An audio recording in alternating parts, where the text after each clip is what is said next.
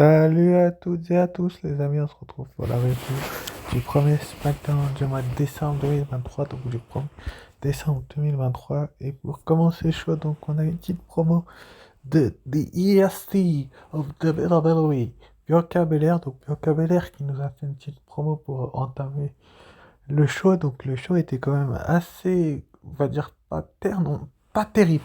Je vais rester poli, il n'a pas été terrible ce show. Avec donc Bianca Belair qui va remercier tout simplement Becky Lynch, Charlotte Flair et Shotzi de l'avoir aidé à vaincre Damage Control, mais elle n'en a toujours pas terminé avec elle, donc elle va tout simplement faire comprendre qu'elle veut toujours le titre autour des hanches d'Io Sky, donc c'est quand même assez intéressant comme ouverture de show, même si j'aurais préféré qu'on ouvre le show sur The Damage Control, mais c'est la WWE qui en a décidé autrement finalement, donc Bianca Belair et sa petite promo va se faire interrompre justement par Io Sky, Dakota Kai, Kairi Sane et Asuka, donc Io Sky, la championne féminine de la WWE, la génie of the Sky, Dakota Kai, Kairi Sane et Asuka. Donc Dakota Kai qui est visiblement en alerte sur ces images, plus blessée, enfin en tout cas elle a plus c'est Becky, donc à mon avis elle ne devrait pas tarder à relutter la catcheuse néo-zélandaise. Finalement elles vont se faire à leur tour interrompre après avoir répondu à à Bianca Belair, pardon, par Charlotte Flair donc et Shotzi. Donc c'était quand même assez intéressant de voir que cette rivalité se poursuit malgré que le Wargame soit terminé. Mais bon, il va falloir à un moment donné tourner la page. La division féminine du côté de SmackDown, je trouve personnellement, encore une fois, encore une fois d'un point de vue personnel, qu'elle tourne en rond. Donc finalement, ça va partir en bagarre générale entre Charlotte Flair, donc l'impératrice de demain, Asuka, Kairi Sane et Shotzi, et Bianca Belair et Io Sky. Donc on va se battre. Les trois catcheuses vont se battre en plein milieu du ring, en plein centre du ring. Donc finalement, Io Sky, enfin Dakota Kai a dit à Bianca Belair qu'elle devrait battre tout le match contrôle pour avoir une nouvelle chance d'affronter Io Sky pour le titre féminin de la WWE. Mais encore une fois, ça tourne en rond cette division féminine. Donc ça part en autre boudin, en cacahuète. Donc des droites, des gauches, quoi. On a d'un côté Bianca Belair face à Io Sky. D'ailleurs, le petit clin d'œil à une ancienne catcheuse de la WWE est très bien vu de la part de la WWE sur la télé de Bianca Belair. On a Shotzi face à Kairi Sane et Asuka face à Charlotte Flair. Donc c'était quand même une belle bataille du côté de Wargames. Et là, à SmackDown, ça continue à se foutre, excusez-moi l'expression, sur la tronche finalement. Io Sky va se retrouver seule face à Charlotte Flair, Shotzi et Bianca Belair. Et elle va finir par se bouffer après Big Boot de Charlotte, un Spine Buster de Bianca Belair. Et elle va donc rouler à l'extérieur. Donc c'était quand même assez intéressant d'ouvrir le show par cela, mais c'est que toujours les mêmes catcheuses qui sont mises en avant. On a l'impression qu'il n'y a que ces six-là. Finalement, on va retrouver donc Bayley dans les backstage qui va demander à Asuka, Dakota Kai, Kairi Sane et Io Sky pourquoi, donc la championne féminine, donc Io Sky, pourquoi elles l'ont pas attendu et l'ont pas prévenu tout simplement qu'elles allaient aller se battre avec ces trois autres catcheuses là, et elles vont un petit peu envoyer bouler Bayley littéralement. Enfin bref, c'était quand même assez exagéré que cette division féminine tourne en rond. Ensuite après, donc on a eu le match entre Butch et Bobby Lashley. Donc on a revu ce qui s'est passé la semaine dernière entre Butch et Bobby Lashley, où tout simplement Bobby Lashley,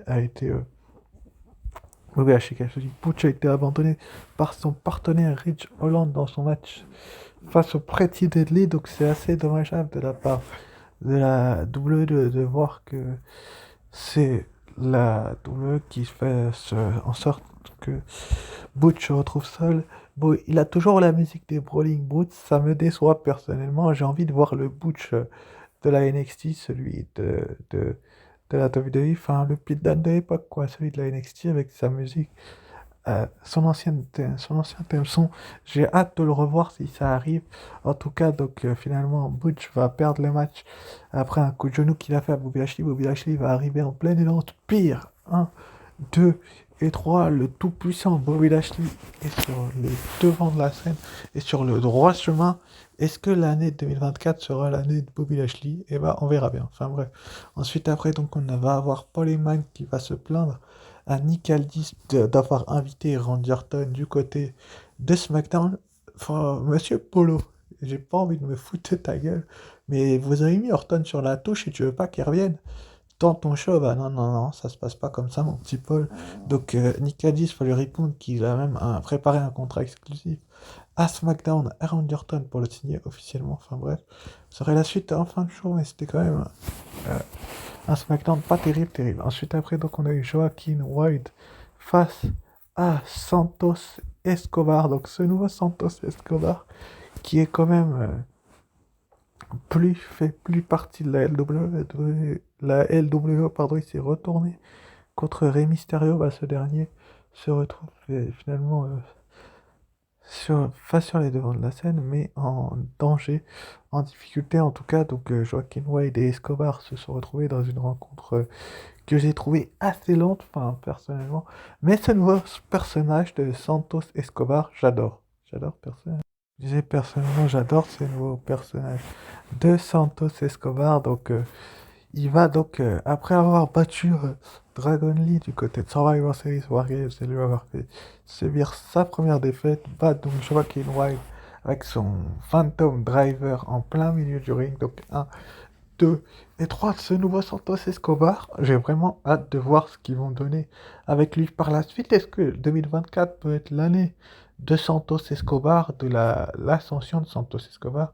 Bien, on verra bien ce qui se passera par la suite. Donc. Hein, quoi. On verra bien. Ensuite, après, donc, on a eu Dragon Lee qui est venu sauver Joaquin de Wild des mains de Santos Escobar, tout simplement. Donc, est-ce que la WWE est sur les devants de la scène? Et ça, on verra bien. Enfin, en tout cas, on a ensuite Logan Paul qui serre la main donc de, de, comment il s'appelle? De Nick Aldis. Puis donc on va se retrouver dans les backstage avec Adam Pearce qui va dire que lui aussi a un contrat exclusif pour Raw à offrir à Randy Orton. On va bien voir donc ce qui va se passer, mais bon, je me doute bien que la WWE ferait ça. Après, on a donc Logan Paul qui va nous dire qu'il a organisé un tournoi pour être son prétendant en Iran au titre des États-Unis. Donc, dedans, on aura le nouveau Santos Escobar, le heel Santos Escobar, Bobby Lashley, le tout-puissant, Dragon Lee, Karrion Kross, Austin Theory, Grayson Waller, Kevin Owens et un catcheur de la NXT. Ça promet pour savoir qui va défier Logan Paul, sans doute du côté du Royal Rumble, lui qui est sur l'affiche. Ça sera très certainement du côté du Royal Rumble. Ça promet pour les prochaines semaines que ces 8 compétiteurs-là se battent pour avoir une opportunité de se retrouver face à Logan Paul. On va bien voir qu'est-ce qui va se passer. Finalement, Logan Paul va se faire interrompre par Kevin Owens. Donc on avait eu des petites tensions alors que Logan Paul n'était même pas champion des États-Unis. Là, on en a eu un peu plus grosses. Donc c'était quand même assez intéressant de voir que Logan Paul et Kevin Owens se sont confrontés. Et donc après, on a enchaîné avec un match entre Kevin Owens et Grayson Waller. Donc Grayson Waller qui est lui le leader un petit peu, enfin celui qui dirige le Grayson Waller Effect. Est-ce que le leader des Grayson Waller Effect a ce qu'il faut pour tout simplement que la WWE fasse en sorte que tout simplement Grayson Waller soit un talent hors pair? Enfin, on va bien voir ce qui va se passer dans les prochaines semaines. Donc est-ce que Grayson Waller a su survivre au prize fighter Kevin Owens? Il avait Austin Theory dans son coin, il avait Logan Paul au commentaire. Donc Logan Paul qui s'est un petit peu moqué de Kevin Owens. C'était assez sympathique de la part de la WWE de voir que tout simplement, euh, il pouvait faire en sorte que, voilà quoi, il était sur les devants de la scène. Donc on va bien voir ce qui va se passer dans les prochaines semaines. J'ai l'impression que Kevin Owens est quand même un catcheur hors pair, hors du commun, que voilà quoi. Finalement, donc Kevin Owens va gagner avec son stunner ce match. Enfin, je crois que c'est sur un stunner qui contre Grayson Waller et qui gagne le match. Donc oui, ça doit être ça, c'est un stunner. Et c'était quand même assez génial. Ensuite, après, donc on a eu le match entre Bianca Belair qui était accompagnée de Charlotte Flair et Shotzi, face à Kairi-San, qui était accompagnée d'Io Sky, Dakota Kai et Asuka. Donc, bon, Dakota Kai est toujours blessée, même si elle a ses béquilles, enfin, en tout cas, elle n'a pas été dans le fighting. Est-ce qu'elle n'est pas totalement rétablie? Ça, j'en sais rien du tout. Ce qui est certain, c'est que le match en lui-même, il a été quand même pas mal du tout. Mais encore une fois, on fait revenir Kairi-San. C'est son premier match en solo depuis 3 ans. Et puis la WWE fait une erreur. Enfin, pour moi, ils ont fait une erreur, hein. C'est encore une fois, mon point de vue, c'est une erreur qu'ils ont commise, la WWE. En tout cas, le match a quand même été bon, mais bon, j'ai pas envie de vous spoiler le résultat du match. Je vous le dirai quand il y aura une image dessus. Mais bon, c'est pas une défaite clean non plus, donc on peut pas dire que c'est une grosse erreur de Triple H. Bon, on va pas dire ça. Il force un petit peu trop avec une catcheuse en particulier. C'est la IST Bianca Belair, bien évidemment, qui va donc remporter ce match. Mais bon, c'est à cause d'une intervention de Bailey qui va tirer les cheveux de Bianca Belair qui s'apprêtait à remonter sur le ring. Kerry-San va prendre un petit peu trop son temps pour faire son insane elbow. Si après profiter à Bianca Belair pour aller la chercher. KOD 1, 2 et 3. Donc 2 et 3. Donc ensuite, par la suite, on a eu le droit à la. On va dire quoi? On va dire que c'est une première défaite pour Kerry-San en solo. C'est dommage. Est-ce que Bianca Belair va battre Asuka et se retrouver avec son match de championnat du côté du Royal Rumble? C'est pas improbable du tout du côté de la WWE qui fasse ça. Mais bon, ensuite après, donc on a eu pour conclure le show donc Randy Orton qui s'est retrouvé avec Adam Pearce et Nick Aldis sur le ring. Donc et il lui a offert un contrat pour signer soit à Raw, soit à SmackDown. Donc tous les deux avaient un contrat. Randy Orton, Adam Pearce a promis, non, Nick Aldis a promis à Randy Orton qu'il aurait la Bloodline en son intégralité et qu'il aurait sa vengeance. Alors que Nick Aldis lui a dit, tu auras le vainqueur du match de championnat entre Seth Rollins et Jey Uso pour le World Heavyweight Championship si tu signes du côté de Raw. Bon, j'ai bien l'impression que Randy Orton avait fait son choix depuis un sacré paquet de temps. Désolé si sur la vidéo il y aura des quiproquos, mais enfin bref. Donc il avait fait son choix depuis un paquet de temps. Donc LA Knight va venir se débarrasser de Solo Sikoa. Jey Uso lui va se bouffer un RKO et un DDT. Nick Aldis donc va lever le bras de Randy Orton pour le féliciter d'avoir signé à SmackDown, mais il va lui aussi se bouffer un RKO. Je vois pas l'intérêt en fait que Nick Aldis se bouffe un RKO de Randy Orton. Randy Orton va se prendre une amende. C'est tout ce qui va se passer dans les prochaines semaines. Il va même peut-être pas lui donner son match de championnat. Enfin, il va peut-être hésiter. Mais bon, on verra bien. Ensuite, après, du coup, pour le prochain Raw annoncé, on a donc Drew McIntyre contre Sami Zayn. Je vous l'avais dit lors de la review de Raw déjà. Donc, voilà, on a déjà ça. On aura également la réaction de Cody Rhodes envers l'attaque de Shinsuke Nakamura. Donc c'est pas tonight, hein, c'est au prochain Raw. Donc c'est après-demain. Donc Cody Rhodes va réagir à l'attaque de Shinsuke Nakamura et au mist qui s'est pris en pleine face. Le pauvre s'est bouffé un mist que très peu de gens auraient espéré. Donc on va bien voir ce qui va se passer dans les prochaines semaines. On aura également le World Heavyweight Championship match entre Seth Rollins et Main Event Jey Uso. Est-ce que Main Event Jey Uso a les épaules pour devenir champion du monde poids lourd? Ça serait la consécration pour lui de devenir champion du monde poids lourd.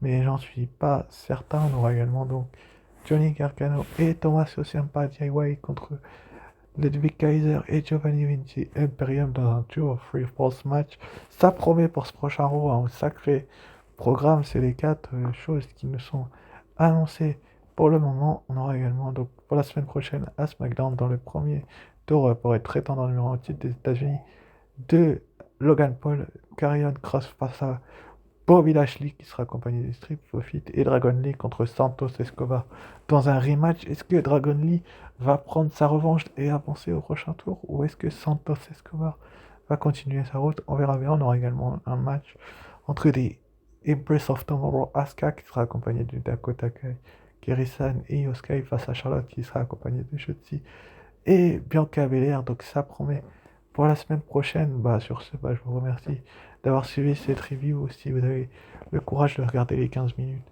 voire un petit peu plus, parce que ça se trouve, ça sera un petit peu plus long. N'hésitez pas. En tout cas, le SmackDown de cette semaine n'était pas terrible pour lancer le mois de décembre. Donc, j'ai eu une petite idée de vidéo. J'ai j'ai envie de savoir, est-ce que ça vous dirait que je vous fasse un top des catcheurs qui, pour moi, cette année, ont eu le montant, tout simplement, la montée, tout simplement, de devenir des grandes stars, quoi, d'être parmi les meilleurs, alors qu'ils n'y étaient pas par le passé, quoi. On va dire la star féminine montante de l'année et puis la star masculine montante de l'année, quoi, ceux qui ont le plus progressé.